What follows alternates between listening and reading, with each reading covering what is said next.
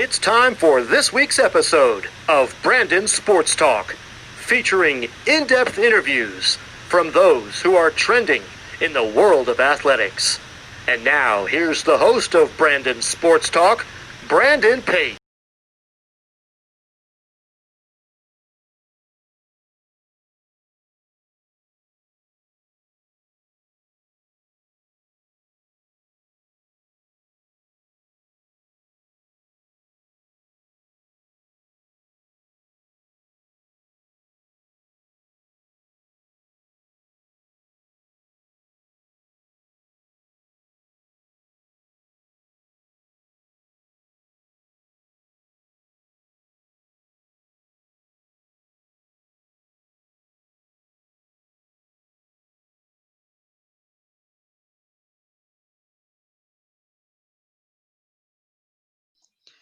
Welcome back to Brandon Sports Talk. In today's episode, I have the privilege to interview Clayton Johns, who is an equipment manager for the Ontario Hockey League. How are you doing today? I'm good, Brandon. How are you? I'm doing good. Can you talk about, of course, how you got started being a hockey equipment manager? Yeah, I've got a bit of a different path to becoming a hockey equipment manager. I started working for St. Michael's College School in Toronto. I didn't go to school there, but in the hockey world, St. Mike's is a pretty famous place. Produced a lot of NHL hockey players and used to have ties to the Toronto Maple Leafs. So my dad was the timekeeper for the Ontario Hockey League team, the Toronto St. Michael's Majors, there for when they came back into the OHL in 1997. And I started as the stick boy there when I was about 12 years old. I guess that would be around 2004, 2005, somewhere in that window. So I worked with them for a few seasons until the team moved. And then I stuck around with the junior A team all the way through high school. Kind of learned a little bit more each year, learned how to sharpen skates and all the basics of how to be an equipment manager with that team. So I did that for all 4 years of high school. And then once I went on to university, I went to Carleton University in Ottawa. Kind of took 1 year away from working with a team in my freshman year. And then sophomore year, started to work with the men's hockey team at the university. Worked as the assistant for 2 years. And then the following year, took over as the equipment manager at Carleton University. I graduated, had a chance to work with the Oshawa Generals for 2 seasons, and then opportunity came up to become the head equipment manager for the Barrie Colts in the Ontario Hockey League, and that's where I've been for the last 3 seasons. Can you talk about, of course, you said at the beginning that your dad inspires you as he was in hockey. Can you talk a little bit about that? Yeah, for sure. I mean, my dad was definitely the biggest inspiration for me. I mean, I wouldn't be in the position that I'm in without him. He was the one that was willing to take me with him to the rink every Thursday night and Sunday night were the home games at St. Mike's Sunday afternoon. So I tagged along with him from an early age. I think I was 5 or 6 when I first started going to games, and he obviously was in the penalty box as the timekeeper for the entire game, and the rules were pretty simple that I just sat beside or behind him in the penalty box and didn't move until the intermission. That was the rule. And as long as I followed the rules, I'd get to come back again the next week. So I loved every minute of it. And, I'm thankful that, I was able to be around the rink as much as I was with him. And I got to know the people that I know, because it certainly led to the position and the career that I have today. Can you talk about your time with the Barrie Colts Hockey Club? Yeah, I mean, it's been a good 3 seasons in Barrie. First year that I was there was the 2017-18 season. Was pretty cool, and had some ties to your neck of the woods in Carolina. That season we had Andrei Svechnikov with us in Barrie for 1 season, and then of course he was drafted second overall to Carolina and has been with them ever since. And he was a lot of fun to be around in that season. The following year, in 2018-19, we missed the playoffs, but we had a pretty good group of players. And then last season, we had a really young group, but we were kind of poised to maybe make some noise in the playoffs. But obviously, our season got cut short because of COVID. And I think with about 4 games left in the regular season, we got shut down and haven't played a game since. But yeah, I've enjoyed my time in Barrie. It's been fun. Met a lot of good people. I work with some good people on a day-to-day basis. Our athletic therapist, Jimmy McKnight, him and I started in Barrie at the same time, and we work hand in hand every day, and we get along really well. So it's been a lot of fun to work with him every day, and obviously with our coaching staff. I got to work with Dale Howarchuk, Hockey Hall of Famer, for 2 seasons before he unfortunately passed away this past year from cancer. So yeah, it's been a good time in Barrie, and I've certainly enjoyed all the players and people that I've had the opportunity to work with over the past 3 seasons. Can you talk about, of course, what is the roles like as a equipment manager on the hockey level? For sure. It's funny when people don't know what an equipment manager does. Usually, the first thing they ask is, "So, do you have to tape the players' sticks every day?" And that's pretty much the one thing we don't do. We leave that to the players to do themselves. But I think the biggest thing, obviously, for us is facility maintenance, laundry. In hockey, it's skate sharpening, any repairs to the equipment. So a lot of sewing. There's holes in jerseys or in their hockey socks. Pieces of a shoulder pad comes undone, or a shin pad strap might come loose, and you got to sew it back together. It's a lot of organizing and keeping things nicely detailed because you do have 24 players typically in your room that you have to look after, and you need to know what each of them wants. What their shirt size is, what how they like their stick, what size their helmet is, all that kind of stuff. So you have to be a very organized person. But it's a lot of the same tasks kind of day after day. There's laundry every day to be done. There's skates to be sharpened every day. But at the same time, every day is different because you've got 24 athletes in your room every day, and they've all got something different to say every day. So it's a pretty fun job in that respect, that you get to work with a lot of different people, and usually some pretty funny people, and in a competitive environment too. So it's pretty good that way as well. But yeah, it's a lot of different tasks. But I would say the kind of the main things are laundry, skate sharpening, ordering of equipment, and then just maintaining the facility so that it's clean for everybody every day. Can you talk about, of course, your time at Oshawa and what that was like? Yeah, for sure. I got to work for the Oshawa Generals for 2 seasons as the assistant equipment manager before I came to Barrie, and that was kind of fresh out of college then. I essentially acted as the head equipment manager for the first 4 months I was there, because their longtime equipment manager, Brian Boys, he had to have a medical procedure done at the time. So I covered for him for 4 months to work with the Generals, and it was immediately following their Memorial Cup win in 2015. So that was a fantastic organization to work for, state-of-the-art facility there. I think their facility probably rivals some in the National Hockey League. It's pretty well done. And then when Brian came back, recovered from his procedure, I worked alongside him for the rest of that season. And then in 2016-17 season, he asked me if I would stay for the following year, because he was going to work for Team Canada at the World Junior Hockey Championship at Christmas time. So that meant he was going to be away from the team for about 6 weeks. And he wanted somebody capable of covering and looking after the team for that time. So I stayed with him for 2 years, and Brian's been in the game for more than 30 years. So there's really not anybody better to learn from.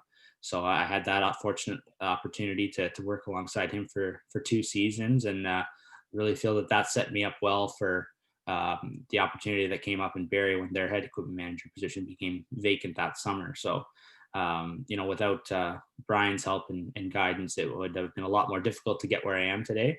But I'm fortunate to have had those 2 years in Oshawa, and again, worked with some really good people there. The general manager, Roger Hunt, was fantastic. Good coaching staff, and Bob Jones and Eric Wellwood, Craig Nemus, Nathan McKeever the second year too. So some good, former professional players that were there, and some good players too, namely Anthony Sorelli that plays for the Tampa Bay Lightning now. So we had a good group of people there for sure. How does it feel as an equipment manager to see some of the players that you have helped put their uniforms and equipment make it into the NHL?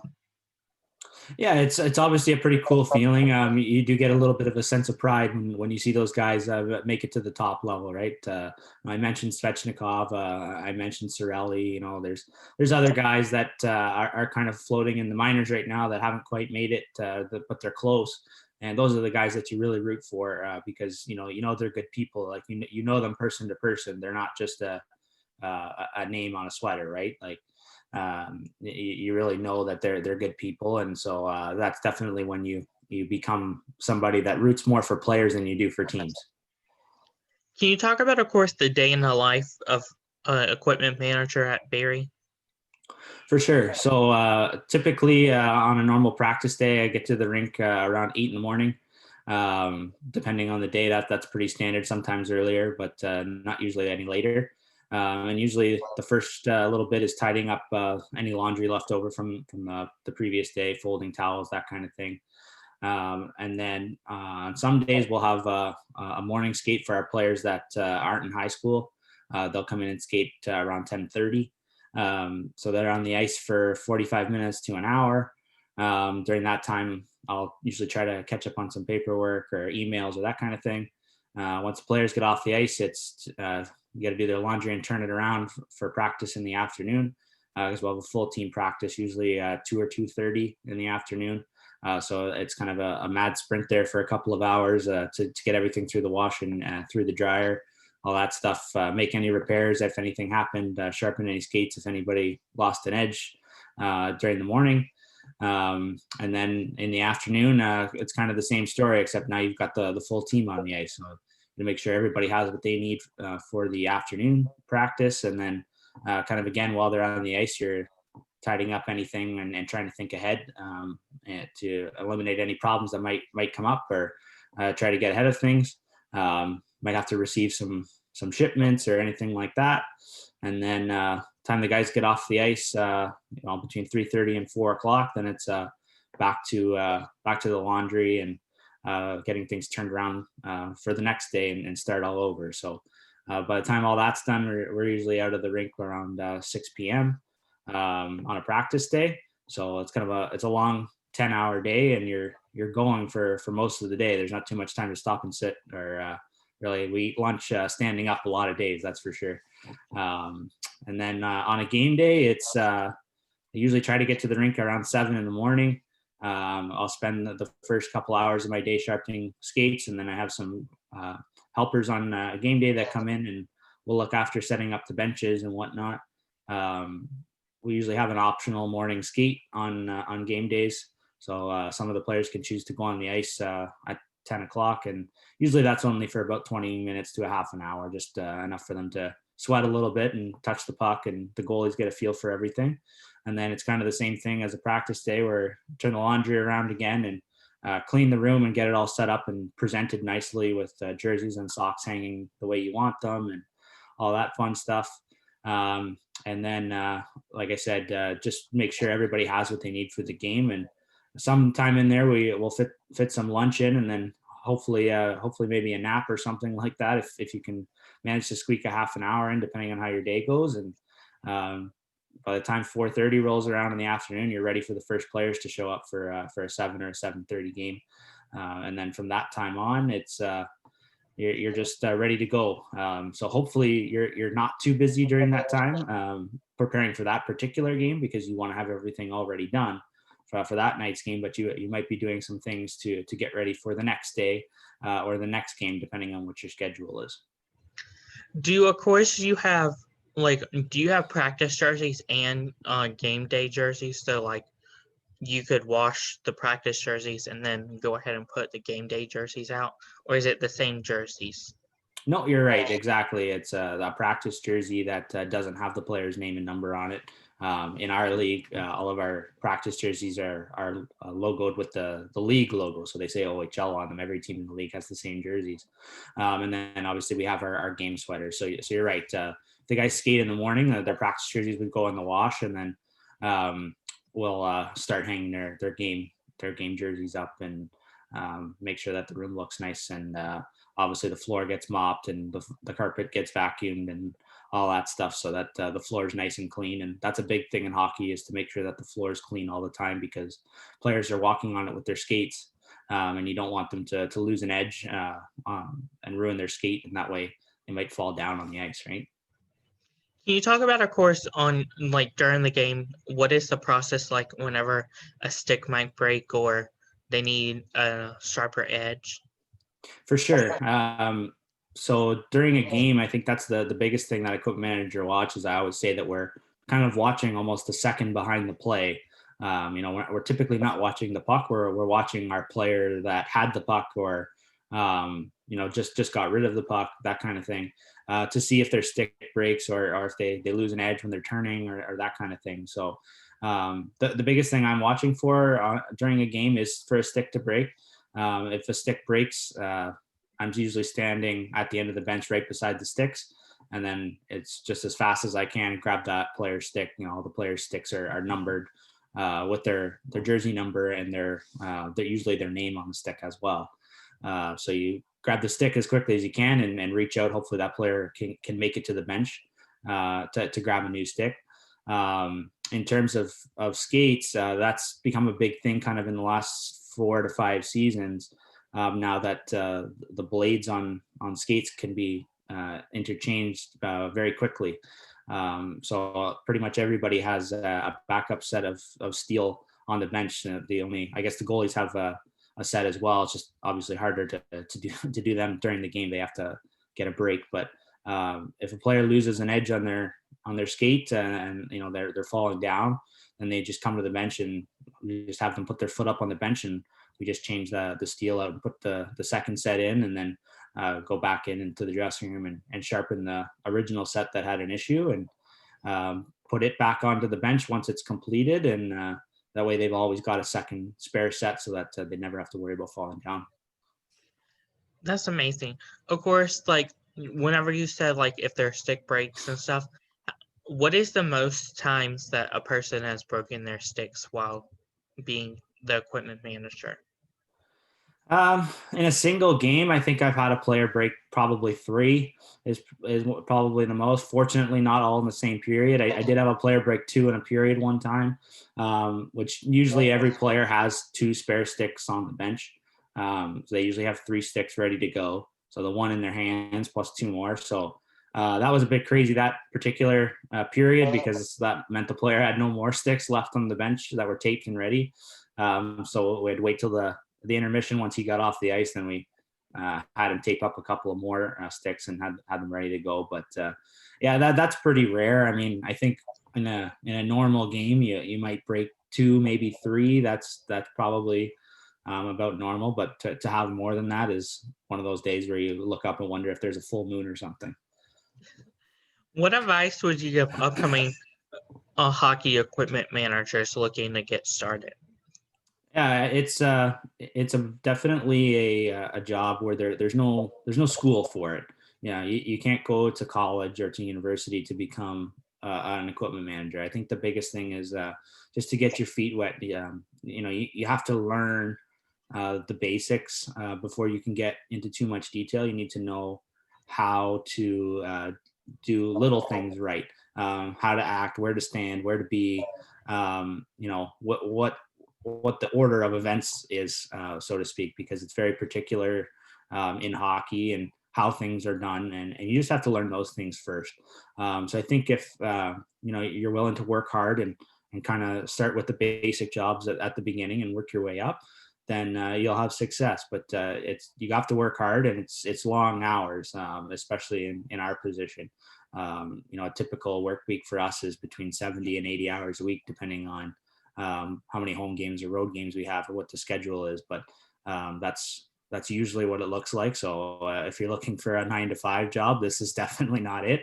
But we also get to have a lot of fun being around a hockey rink, and like you mentioned before, getting to see players move on to the next level and whatnot. There's a lot of cool things that come with that. So I think the biggest thing is start somewhere at the ground level where you can get some good hands-on experience, and then just work hard, be a positive person, and make sure you keep in touch with the people that you work with, because you never know how they might be able to help you down the road. That's wonderful advice. Where can my listeners find you on social media? I have Twitter. So my Twitter account is at cjohnsmedia. Actually, my degree from Carleton University was in journalism. So that's where the media part comes from. And I've just never changed it since then. I'm on Instagram too, but I don't use it too much. So I honestly can't remember what the handle is. I think it's Clay Johns 93 or something to that effect. But yeah, the Twitter account is what I use the most. So I do try to post some behind the scenes pictures when we're playing. So if you want to go on and kind of go through my feed and check them out, some dressing room pictures from when we've been on the road and what our setup looks like and that kind of thing. So you can find those on my Twitter account. Thank you again, Clayton, for your interview, and best of luck as the equipment manager. All right. Thanks, Brandon. Appreciate you having me on. You can find Brandon Sports Talk on Facebook at Brandon Sports Talk, Instagram at Brandon Sports Talk, Twitter at Talk_Brandon, and you can find me on YouTube at Brandon Sports Talk. Don't forget to like, comment, and subscribe. Thank you again, Clayton, for your interview, and best of luck. All right. Have a great day. You've been watching Brandon Sports Talk. Please feel free to like, share, and subscribe to Brandon Sports Talk on social media and on YouTube.